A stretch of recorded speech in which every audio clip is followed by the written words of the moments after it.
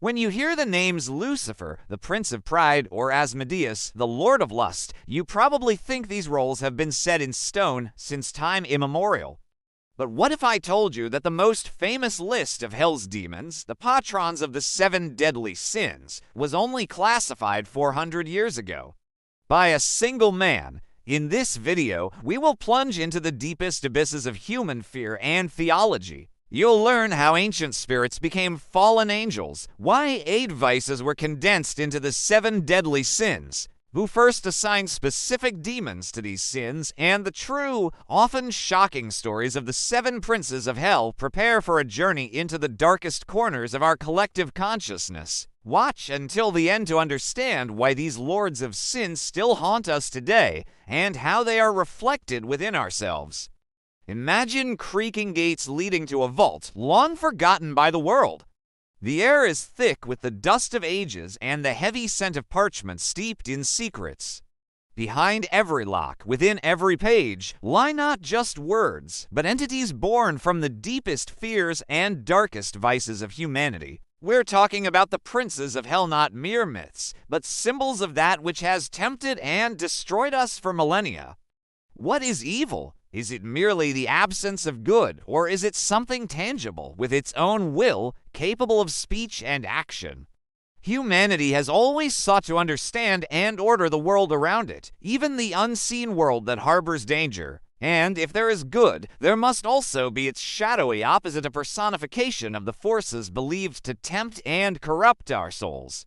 The roots of this effort stretch back into antiquity, to ancient Near Eastern mythologies where evil spirits and divine antagonists were commonplace. Zoroastrianism, for example, pitted Ahura Mazda, the spirit of light, against the destructive Angra Mainyu or Ahriman. These were some of the first attempts to give a face to the shadow.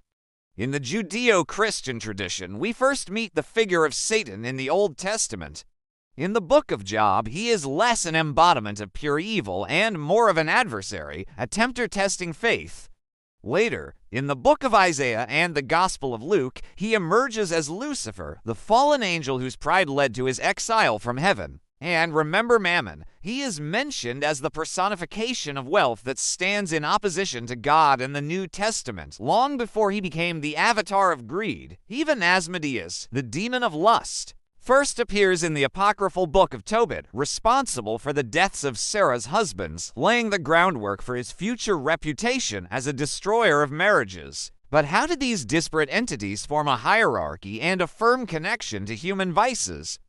The journey began in the 4th century AD, when the early Christian monk Evagrius Ponticus formulated the concept of 8 evil thoughts, the passions that were precursors to the deadly sins. It wasn't until the 6th century that Pope Gregory I condensed this list to the 7 we know today: pride, envy, wrath, sloth, greed, gluttony, and lust.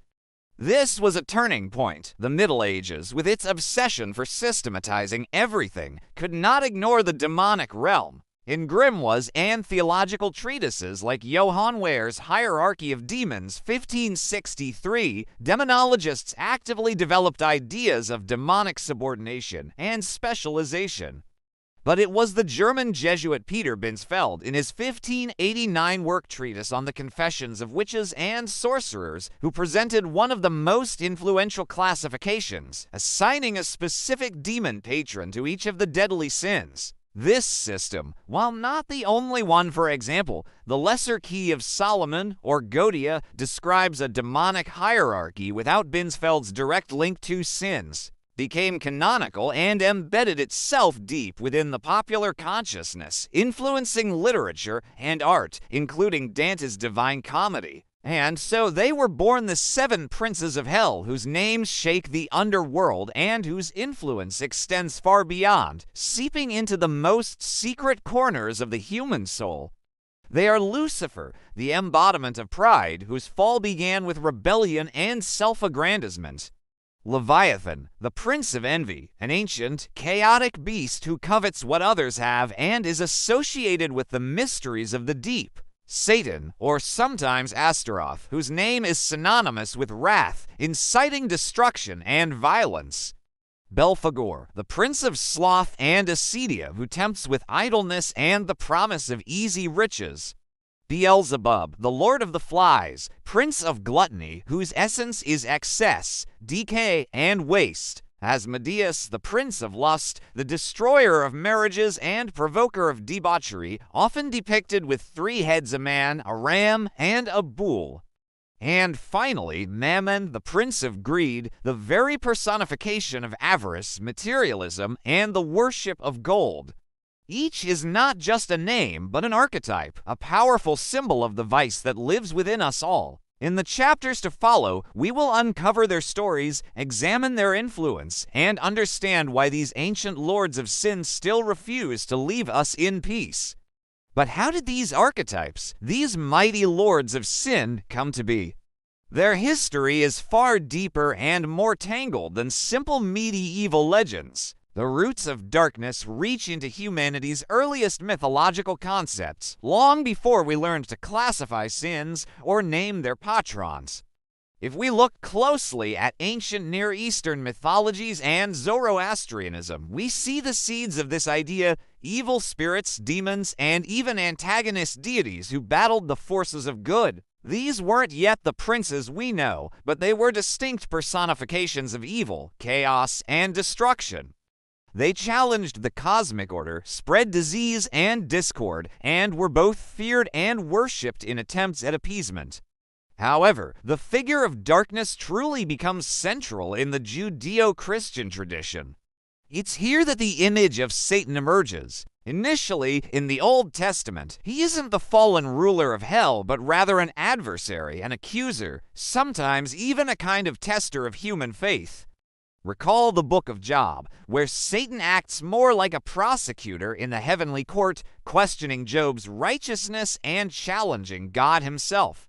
He is a tempter, yes, but not yet the absolute evil we think of today. The evolution of this figure continued. From a mere adversary, Satan gradually transforms into a fallen angel.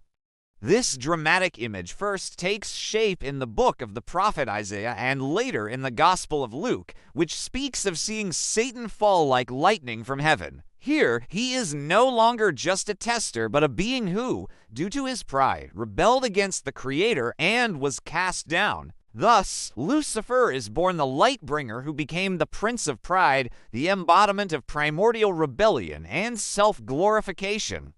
In parallel, across various sacred and apocryphal texts, we encounter other entities, not yet tied to specific sins, who would later become part of the demonic hierarchy. Take Mammon, for instance. In the New Testament, in the Gospels of Matthew and Luke, he is mentioned not as a demon, but as the personification of wealth, which cannot be served at the same time as God. You cannot serve both God and Mammon, the Scripture warns. It was a caution against materialism long before Mammon was assigned the role of the Prince of Greed. Or consider Asmodeus. He first appears in the Old Testament's apocryphal book of Tobit. There, he is an evil spirit who kills the 7 husbands of Sarah, a young woman, before she can marry Tobias. His actions are directly linked to the destruction of marriage and possessive desire, which ultimately laid the foundation for his future association with the sin of lust. The concept of evil and its personifications developed gradually, like assembling a puzzle. The first major step towards systematization was taken in the 4th century AD, when the early Christian monk Evagrius Ponticus formulated his doctrine of the 8 evil thoughts or passions. These were the prototypes of the deadly sins, a set of negative spiritual states that hindered spiritual development. 2 centuries later, in the 6th century, Pope Gregory the Great condensed Evagrius's list to the 7 primary deadly sins: pride, envy, wrath, sloth, greed, gluttony, and lust. This list became central to Catholic theology, embedding itself firmly in the Christian consciousness. And so, once the sins were clearly defined, all that remained was to connect them to personified forces of evil. The systematization of demonology and the assignment of specific demons to specific vices flourished in the Middle Ages, in the works of theologians and numerous grimoires. Johann Weyer's Hierarchy of Demons from 1563 already proposed a complex structure of infernal entities, but it was the German Jesuit Peter Binsfeld in his 1589 treatise on the confessions of witches and sorcerers who presented one of the most famous and influential classifications. He assigned a demonic patron to each of the 7 deadly sins, creating the very hierarchy we study today. Thus, Lucifer was permanently linked to pride, becoming the symbol of rebellion against the divine will. Leviathan, the ancient sea monster, became the prince of envy, embodying chaos and covetousness. Satan, or sometimes Astaroth, took command of wrath, inciting fury and destruction. Belphegor oversaw sloth and acedia, tempting with idleness and easy riches. Beelzebub, the lord of the flies, became the patron of gluttony, associated with overindulgence and decay. Asmodeus, with his 3 heads and serpent's tail, stood as the prince of lust, the destroyer of marriages. And, of course, Mammon, no longer just a symbol of wealth, became the specific prince of greed, embodying the worship of gold. Although classifications varied in different demonological works, including the popular Lesser Key of Solomon, or Godia, which describes 72 demons without Binsfeld's direct mapping to sins, it was the concept of 7 rulers tied to the 7 deadly sins that cemented itself in the popular imagination. Its clarity and drama allowed it to enter literature, art, and, ultimately, our culture. In this way, the idea of evil traveled a long road, from nameless ancient spirits to personified lords of sin whose names and functions were meticulously systematized and enshrined. This complex evolution laid the groundwork for a deeper understanding of how these archetypes have shaped our fears and temptations for centuries. Temptations for centuries. But how exactly were these temptations formed, and why did certain vices become the primary targets for the forces of evil? Before the demons received their titles and were assigned to specific sins, the very concept of sin itself underwent its own fascinating evolution. Imagine we're rewinding time back to the heart of early Christianity, when theologians and monks sought to dissect the human soul, understand its vulnerabilities, and find ways to resist them. The first to attempt a systematization of our inner vices was a remarkable thinker of the 4th century AD, the early Christian monk Evagrius Ponticus. Living in the solitude of the Egyptian desert, immersed in deep contemplation of human nature and the struggle against temptation, Evagrius formulated the concept of the 8 evil thoughts, or passions. These were not just isolated misdeeds, but profound psychological states that, in his view, lay at the root of all sinful acts. His list included gluttony, fornication, avarice, sadness, anger, acedia, sloth, vainglory, and pride. Evagrius saw these as the very roots of evil from which all subsequent sinfulness grew. His work was groundbreaking, representing an almost scientific, detailed analysis of human weaknesses that would later become perfect instruments for demonic temptation. Nearly to centuries passed, and in the 6th century, this system was further developed. Pope Gregory I the Great, one of the most influential popes in history, built upon the work of Evagrius, but revised it, adapting it for a broader Christian audience. He simplified and condensed the list to the 7 primary deadly sins, which have since become the central pillars of Catholic theology and morality. From the 8 thoughts of Evagrius, Gregory combined some, changed the order, and gave them their familiar names: pride, envy, wrath, sloth or acedia, greed, gluttony, and lust. This list didn't just become a theological standard. It seeped deep into culture, art, and literature, becoming the foundation for understanding human sinfulness in the West. But why these 7? And why were they deemed deadly? Each was seen as something more than just a bad habit. These were fundamental vices capable of separating a person from God, destroying their soul, and leading to eternal damnation. They became ideal targets for demonic temptation because they touched upon the deepest, most fundamental aspects of human nature, literally opening portals for external influence. Take, for example, pride. In Christian tradition, it is considered the mother of all sins, the original vice that caused Lucifer himself, the shining angel, to rebel against God. Pride is an excessive self-esteem, an arrogance, a belief in one's own superiority, and a refusal to be humble and acknowledge divine authority. It pushes a person towards self-glorification, the desire to be above others, and it is precisely through this opening that demons could sow the seeds of rebellion and disobedience in the human soul. Next is envy. This isn't just wanting what someone else has. It's malice and bitterness over another's good fortune or success. Envy corrodes the soul, robbing a person of joy and pushing them towards spite or even active attempts to cause harm.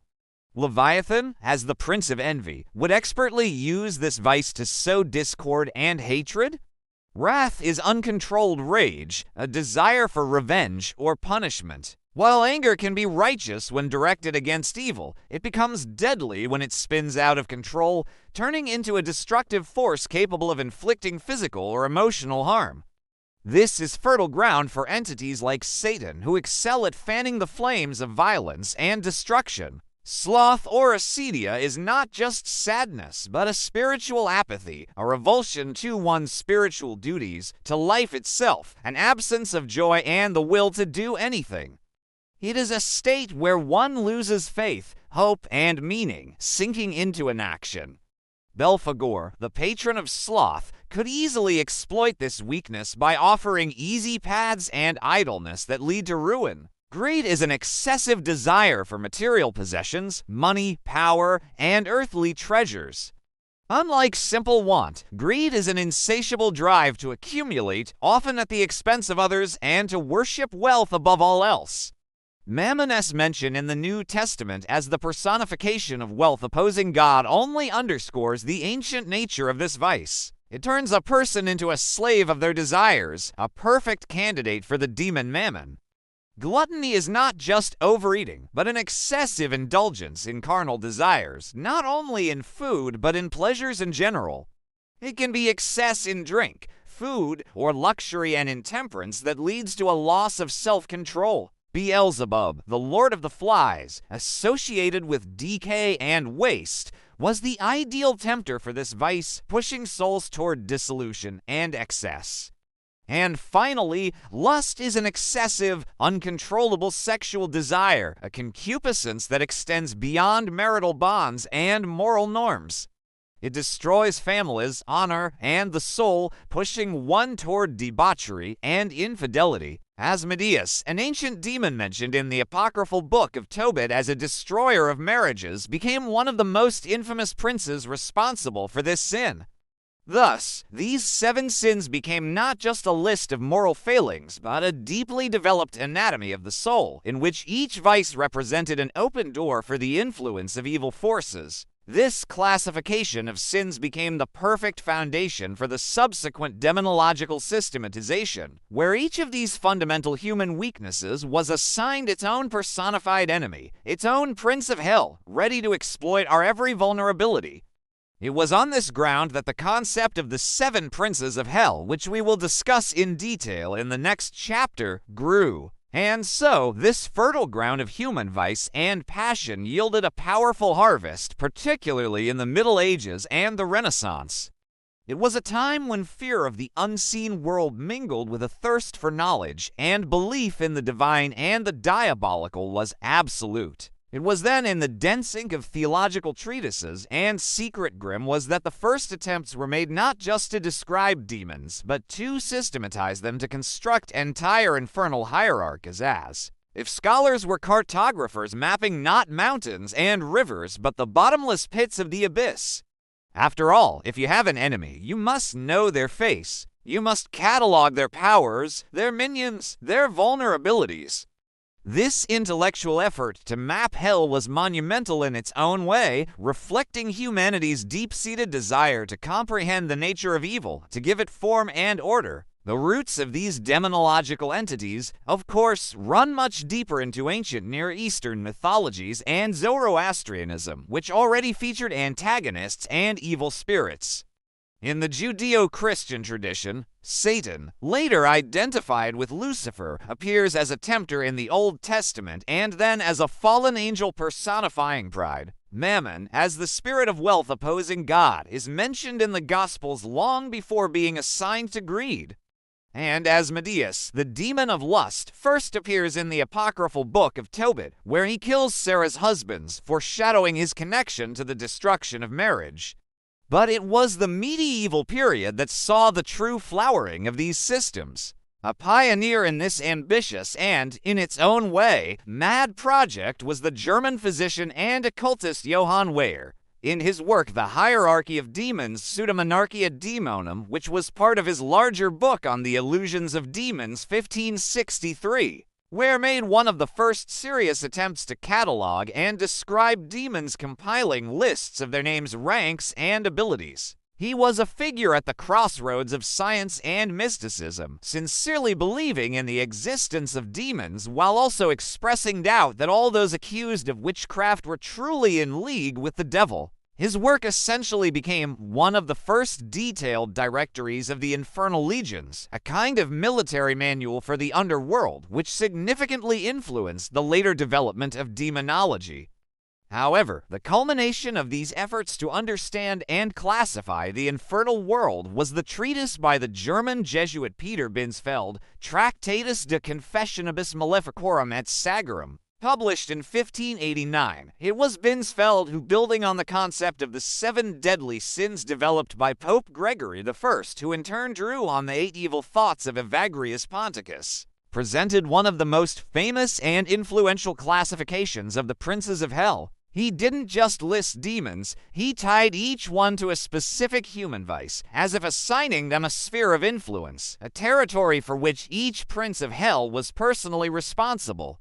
It was logical, it was terrifying, and it was incredibly effective for preaching to and controlling the flock. According to this doctrine, each of the 7 deadly sins was given its own powerful patron from the depths of the abyss. Lucifer Majestic, and first among the fallen, was named the Prince of Pride. He embodied the original rebellion against God's will, the drive for self-glorification, and the thirst for supremacy that led to his fall. His story is the quintessence of this sin. Leviathan, the colossal sea monster, a symbol of chaos and untamed nature, became the Prince of Envy. He tempts people to covet what others have, to envy their success, beauty, or wealth, destroying the soul from within. Satan, sometimes Astaroth, or Ammon, if furious and destructive, was appointed the Prince of Wrath. He incites rage, blind destruction, and violence, fanning the flames of the wildest and most dangerous emotions. Belphegor, a demon who tempts people to invent easy ways to get rich without effort, became the Prince of Sloth and Acedia. He tempts with idleness, inaction, despair, and apathy, that fruitless ennui that paralyzes the will. Beelzebub, the ancient lord of the flies, associated with decay and filth, was declared the Prince of Gluttony. He pushes toward overindulgence, excess, waste, and the gratification of base desires beyond all reason.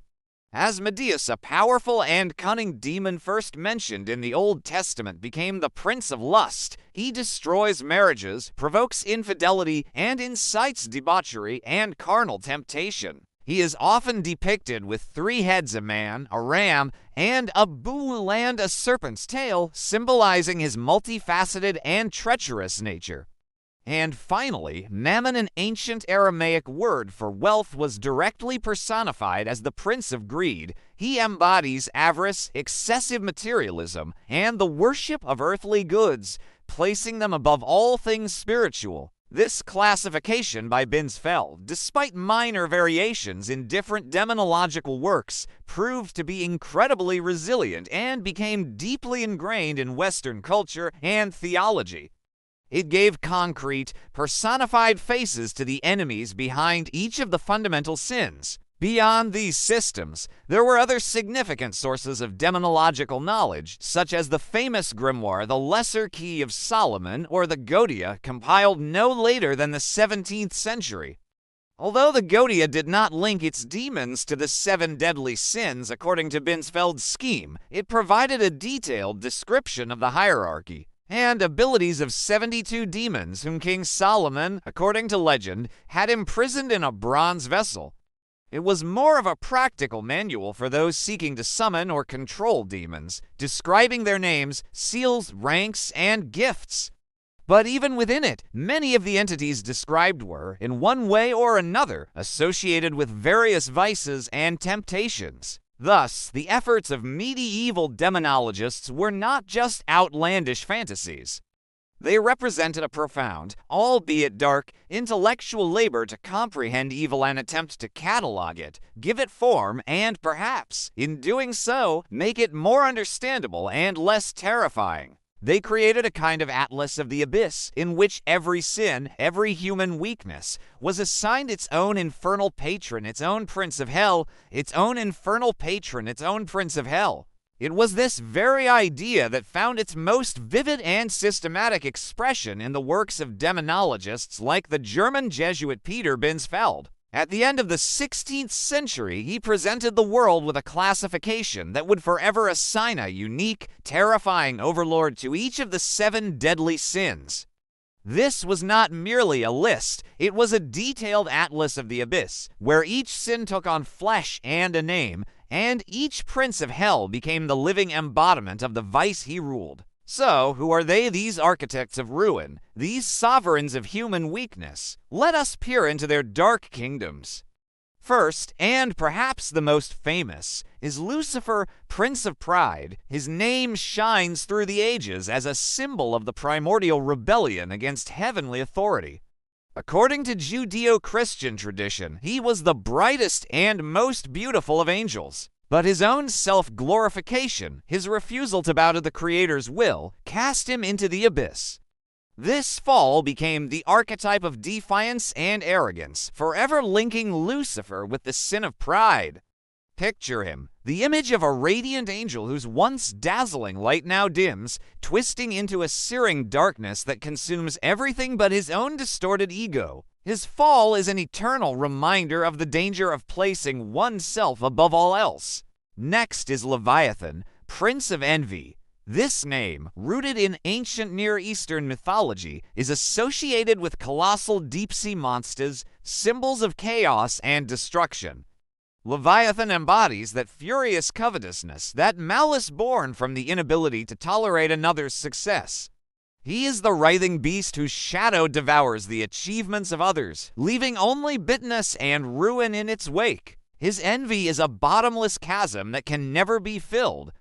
Third on our list is Satan, Prince of Wrath. Although his name in the Old Testament originally meant adversary or tempter, in later demonology, he or sometimes Astaroth or Ammon is strongly associated with unrestrained fury. He is the one who incites destruction, who ignites the flames of hatred and violence in human hearts. Behold him, a figure wreathed in flames, his eyes burning with an untamable, all-consuming rage, ready to burn everything in his path to the ground. He is the spark that starts the wildfire of ruin. He is followed by Belphegor, Prince of Sloth and Acedia. This demon, less known to the general public, is a master of tempting mortals into idleness, inaction, and curiously enough inventing ways to get rich without effort. He is the embodiment of apathy, that viscous state where every initiative seems an unbearable burden and every effort pointless. Imagine him, a detached, half-asleep demon surrounded by strange, useless inventions that never brought any benefit, for they were created only to avoid real work. The 5th prince is Beelzebub, Lord of the Flies, Prince of Gluttony. His name alone evokes disgust, for he is associated with overindulgence, waste, and decay. In ancient texts, he was mentioned as a Philistine deity before being demonized. Beelzebub represents not just overeating, but excessive consumption, wastefulness, and a complete disregard for moderation. See him, a bloated, repulsive figure, swarmed by flies drawn to the mountains of spoiled feasts he ceaselessly consumes, a living embodiment of rampant consumerism. Next is Asmodeus, Prince of Lust. This demon has a rich history, first appearing in the Old Testament's apocryphal book of Tobit, where he killed Sarah's husbands, which became a cornerstone for his later association with lust and the destruction of marriages. Asmodeus is the master of temptation to infidelity and debauchery, the one who provokes our basest desires. He is often depicted with 3 heads: a man, a ram, and a bull and a serpent's tail, symbolizing his multifaceted and treacherous nature. He is a deceptively attractive entity whose true, monstrous features show through for only a moment before he ensnares his victim in a web of desire. And finally, Mammon, Prince of Greed. Mammon is mentioned as the personification of wealth that opposes God in the New Testament, the Gospels of Matthew and Luke, long before his name was attached to the sin of greed. Mammon is not just a lust for money, it is the worship of the material, the transformation of wealth into an idol to which all humanity is sacrificed. Look upon him, a figure buried under mountains of gold and jewels, with empty, insatiable eyes that can never see enough. For to Mammon, wealth is the end, not the means, and there is never too much. This system, brought to life by minds like Peter Binsfeld, did more than just give names and faces to abstract sins. It created an entire pantheon of dark lords, each a master of his own vice, tempting and guiding humanity down the path to ruin. They became not just religious symbols, but powerful archetypes that have permeated literature, art, and popular culture, continuing to remind us of the fine line between virtue and sin, and of the forces that, according to ancient belief, stand behind our every fall. It is this deep-rootedness in the human consciousness that has allowed the concept of the 7 princes of hell not just to survive, but to leave an indelible, sinister mark on world culture. Like invisible threads, they have woven themselves into the fabric of our stories, our warnings, and our fantasies. Long before medieval theologians began to meticulously catalog demons, the idea of evil entities tempting humanity stretched back centuries to ancient Near Eastern mythologies and Zoroastrianism, which had their own antagonists and dark forces. In the Judeo-Christian tradition, the image of Satan, later Lucifer as God's adversary and tempter, was solidified in the Old Testament, while mentions of Mammon as the personification of wealth opposing spirituality appear in the New Testament, long before he was tied to the sin of greed.